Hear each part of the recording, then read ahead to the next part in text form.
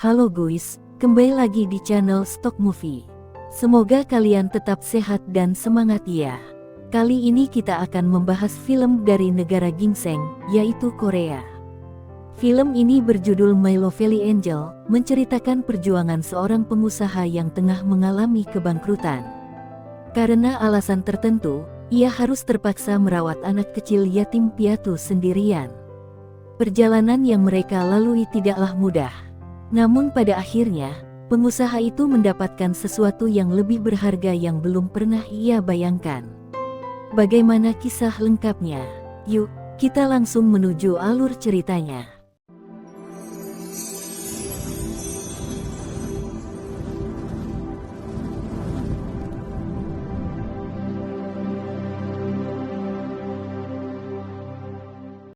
Hiduplah seorang laki-laki yang bernama Jae-sik. Ia adalah pengusaha muda yang bekerja dalam agensi hiburan.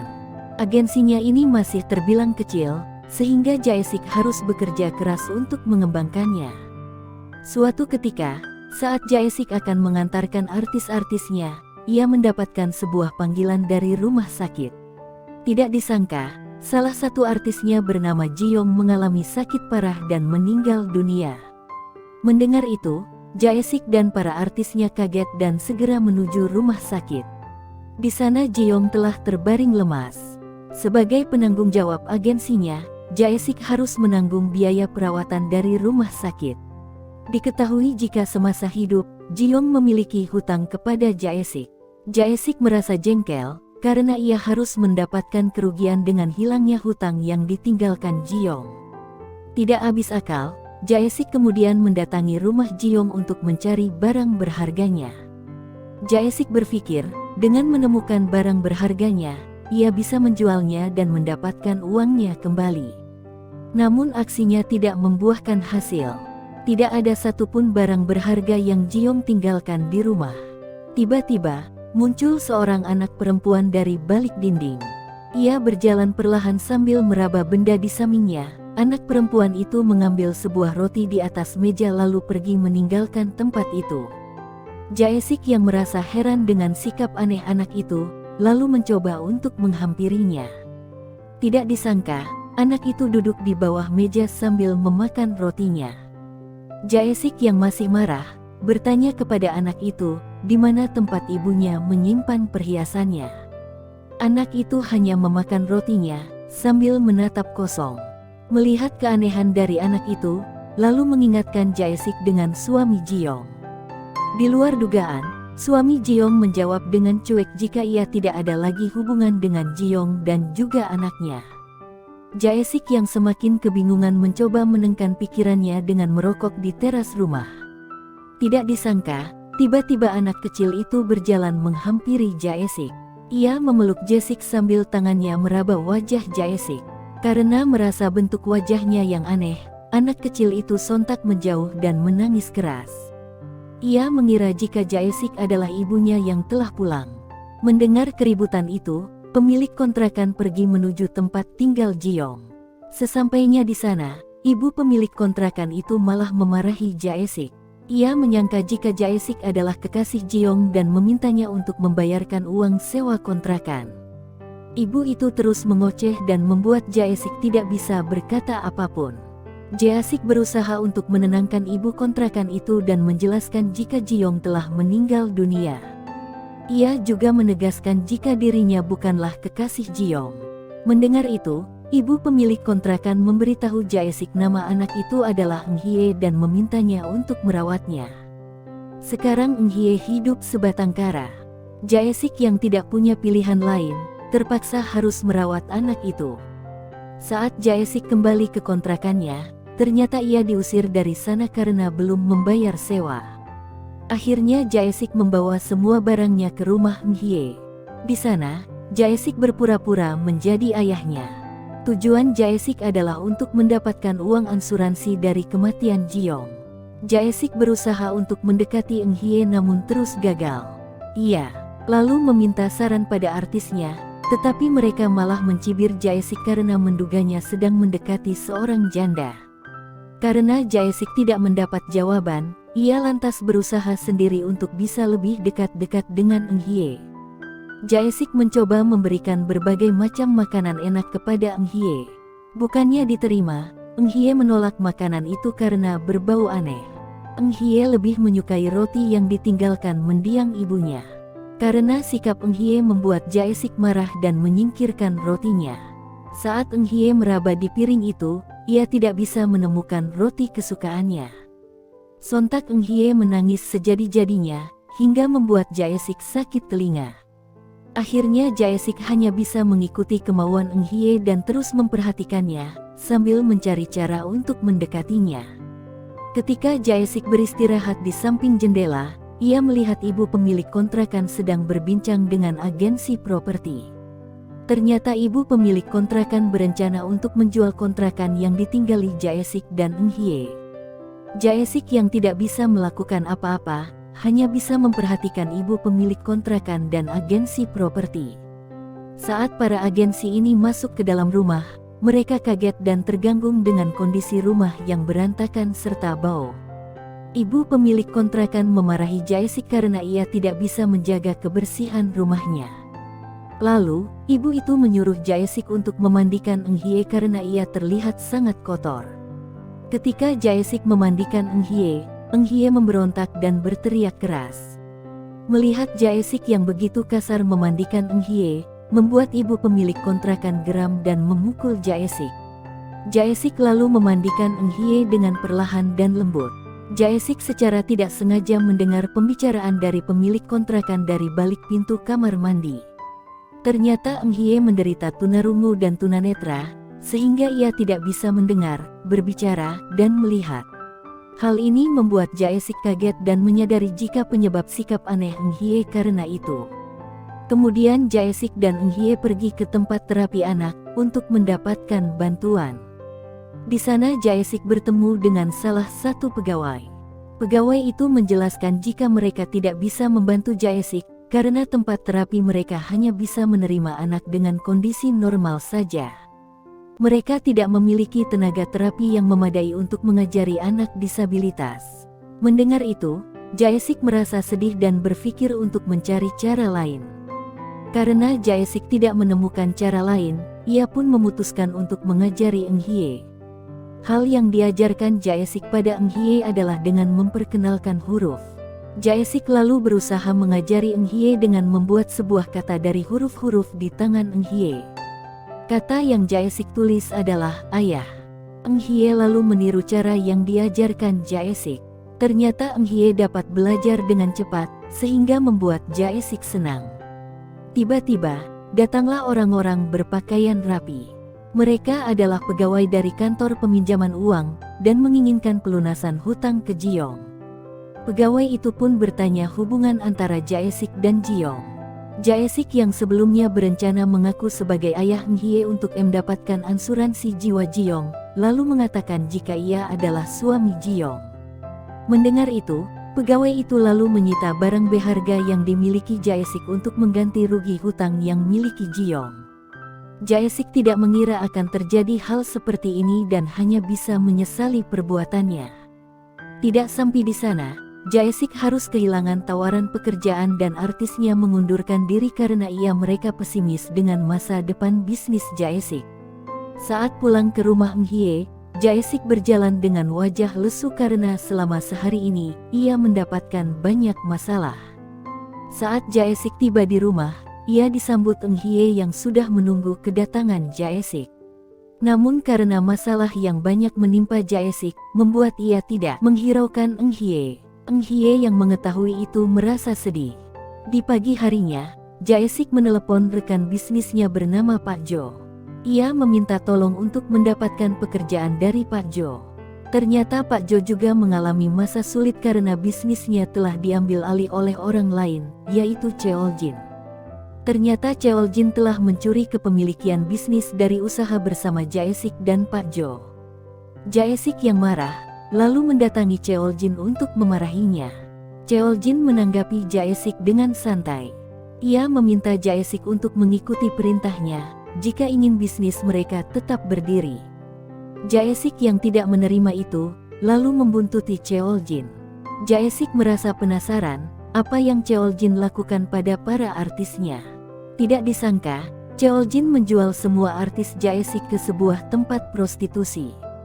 Jae-sik yang marah, sontak keluar dari mobil dan menghajar Cheoljin hingga pingsan. Para artis itu tidak memiliki pilihan lain karena terikat kontrak agensi mereka, sehingga ia meminta Jae-sik untuk segera pergi sebelum Cheoljin sadar dan memanggil anak buahnya. Jae-sik yang khawatir dengan keselamatannya, lalu segera meninggalkan tempat itu. Nasib sial tidak berhenti di situ saja, kartu kredit yang dimiliki Jae-sik sudah dihentikan karena hutang yang dimiliki Ji-young. Uang yang dimiliki Jae-sik di dompetnya sudah menipis, sehingga ia harus mencari akal untuk mendapatkan uang secepatnya. Saat Jae-sik penasaran dengan HP milik Ji-young, ia tidak sengaja menemukan foto screenshot percakapan bibiknya. Bibik Ji-young pernah memiliki hutang kepada Ji-young ratusan juta.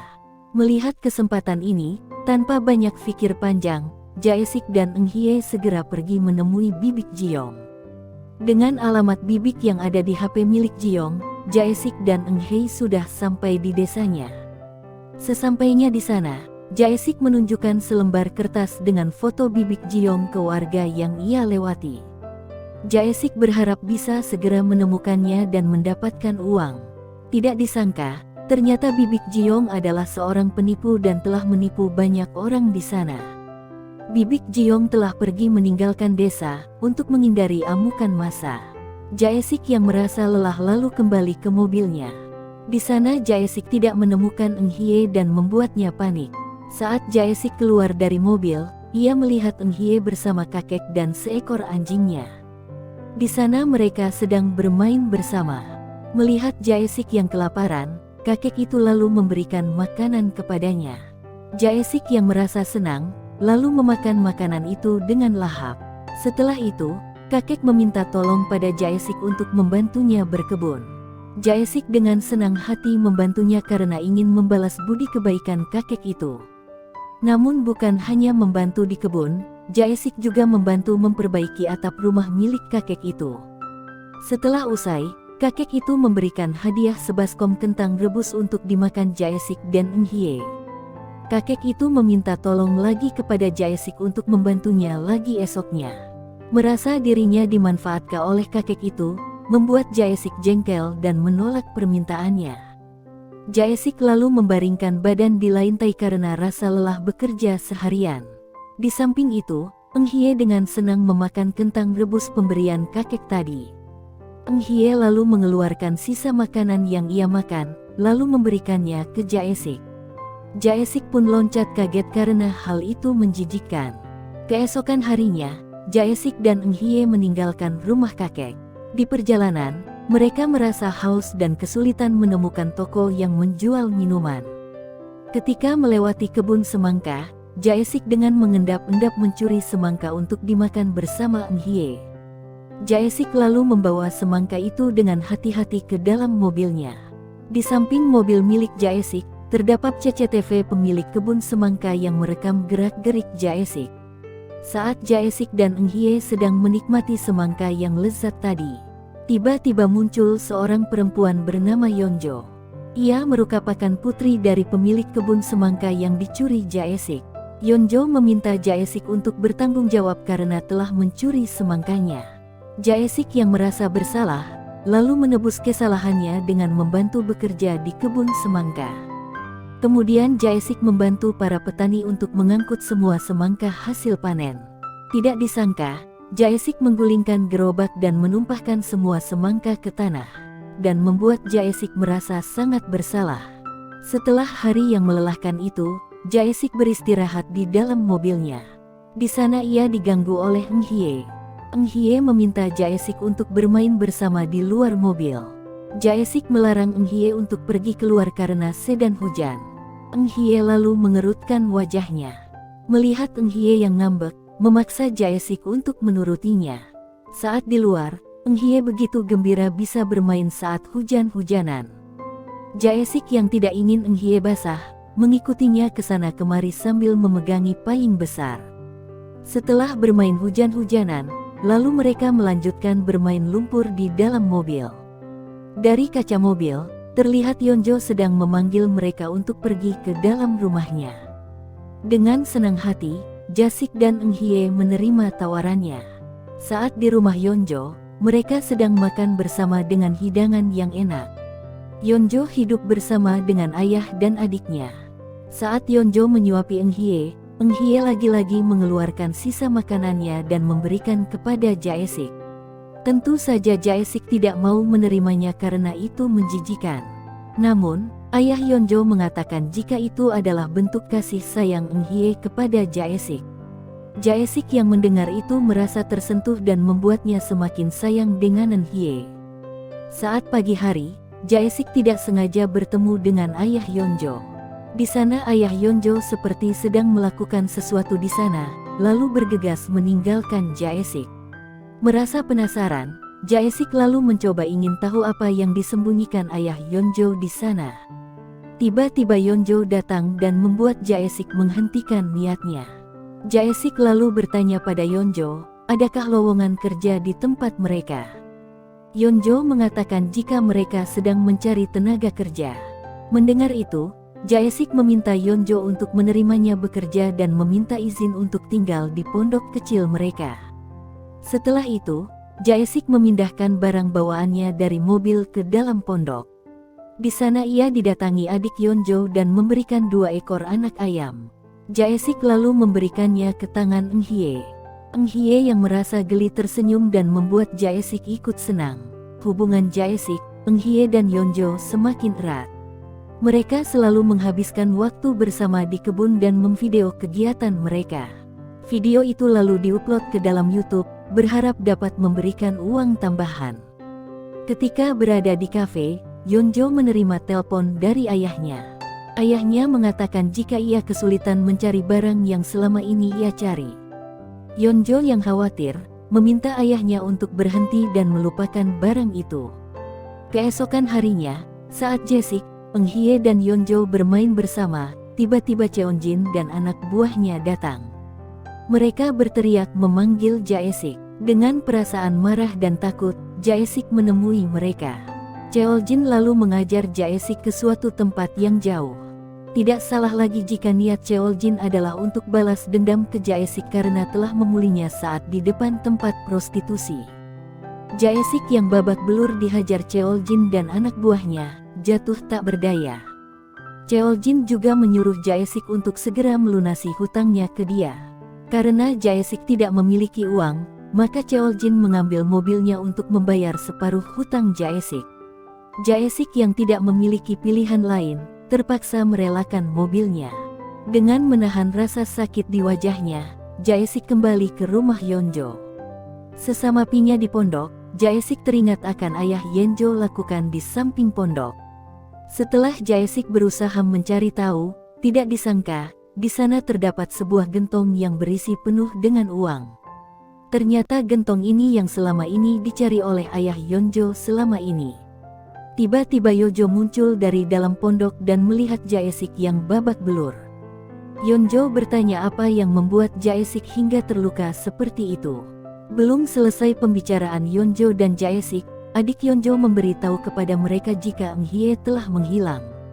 Adik Yeonjo juga mengatakan jika ayahnya tidak ada di rumah. Yeonjo panik karena ayahnya menderita lupa ingatan, sehingga ia dan Jae-sik pergi mencari ayah Yeonjo dan Eun Hye. Setelah waktu yang lama, mereka menemukan ayah Yeonjo dan Eun Hye duduk bersama di tepi ladang. Yeonjo yang sangat mengkhawatirkan ayahnya, lalu memeluk erat tubuhnya. Melihat Yeonjo dan ayahnya, menyadarkan Jae-sik jika ia juga merasa takut kehilangan Eun Hye. Pada malam harinya, Jae-sik dan Eun Hye tidur bersama. Di sana Jae-sik sedang melamun memikirkan rencana ke depannya. Tiba-tiba Eun Hye mengarahkan tangannya ke wajah Jae-sik. Eun Hye merasa heran jika wajah Jae-sik terasa tidak seperti biasanya. Jae-sik lalu memegang tangan Eun Hye, lalu mengarahkan ke air mata Jae-sik. Kemudian Jae-sik menuliskan kata air mata di telapak tangan Eun Hye, yang mengatakan jika Jae-sik sedang bersedih. Keesokan harinya saat Yeonjo datang ke pondok, ia tidak menemukan Jae-sik dan Eun Hye. Yeonjo hanya menemukan sebuah kertas yang di dalamnya terdapat gambar lokasi tempat benda yang dicari oleh ayah Yeonjo selama ini. Jae-sik dan Eun Hye kini berada di sebuah stasiun kereta. Jae-sik lalu mencoba menelpon ayah Eun Hye dan mereka pun dapat bertemu. Jae-sik berencana untuk mengembalikan Eun Hye kepada ayahnya. Namun karena kecerobohan yang dilakukan ayah Eun Hye yang melantarkan Ji-young dan Eun Hye, membuat Jae-sik marah. Kemudian Jae-sik dan Eun Hye pergi meninggalkan lelaki itu. Ayah Eun Hye merasa bersalah lalu mencoba mendekati Eun Hye, namun ia merasa takut. Jae-sik dan Eun Hye melanjutkan perjalanan mereka ke suatu tempat, di mana Jae-sik bisa menitipkan Eun Hye. Sebelum mereka berpisah, Jae-sik dan Eun Hye menghasipkan waktu bersama mereka di pantai yang indah. Di sana mereka tertawa bersama, layaknya ayah dan anak. Setelah mereka bermain di pantai, mereka melanjutkan perjalanannya. Mereka pun sampai di tempat tujuan, yaitu tempat penampungan anak. Di sana Jae-sik mendaftarkan Eun Hye sebagai anak asuh tempat penampungan. Setelah itu, Jae-sik menemui Eun Hye dan memberikan sebuah boneka dan kue. Sembari menatap Eun Hye, Jae-sik mengatakan kepada Eun Hye, jika ia lebih layak hidup di tempat ini daripada bersama dengan Jae-sik yang tidak bisa memberikan tempat tinggal yang nyaman. Dengan rasa sedih, perlahan Jae-sik meninggalkan Eun Hye yang duduk sendiri di sana. Eun Hye yang merasa jika sekelilingnya hening, mulai meraba-raba sekelilingnya. Eun Hye membuang roti yang ia makan, dan terus mencari Jae-sik sambil meraba dinding. Sayangnya, Eun Hye harus berhenti di pintu keluar, karena ia tidak bisa membukanya. Merasa takut kehilangan Jae-sik, Eun Hye menangis sambil memukul pintu kaca itu berkali-kali. Ternyata Jae-sik belum pergi jauh dan ia melihat Eun Hye yang sedang menangis di pintu. Melihat Eun Hye yang menangis di balik pintu kaca itu, membuat Jae-sik ikut sedih. Karena ia tidak tahan dengan tangisan Eun Hye, kemudian membukanya dan memeluk Eun Hye. Eun Hye yang masih merasa takut dan sedih, terus memukuli Jae-sik. Eun Hye memberitahu kepada Jae-sik dengan menuliskan huruf air mata di tangannya, yang mengartikan jika Eun Hye sangat sedih. Lalu Eun Hye menuliskan kata ayah di telapak tangan Jae-sik. Melihat ini, membuat Jae-sik tersadar akan rasa sedih yang mendalam Eun Hye, karena ditinggalkan Jae-sik yang sudah ia anggap sebagai ayahnya. Jae-sik merasa sangat menyesal karena ia telah membuat kesalahan besar meninggalkan Eun Hye di sana. Akhirnya Jae-sik dan Eun Hye kembali bersama dan hidup bersama lagi. Film ini mengajarkan kepada kita bahwa walaupun seseorang tidak memiliki hubungan darah dengan orang lain, mereka bisa menjadi lebih dekat layaknya sebuah keluarga. Perasaan sayang yang telah terjalin lama membuat perasaan itu menjadi kuat satu sama lain. Dukung channel kami dengan like, subscribe, dan share, agar kami bisa terus semangat dalam berbagi cerita. Sampai jumpa lagi di video berikutnya. Bye-bye.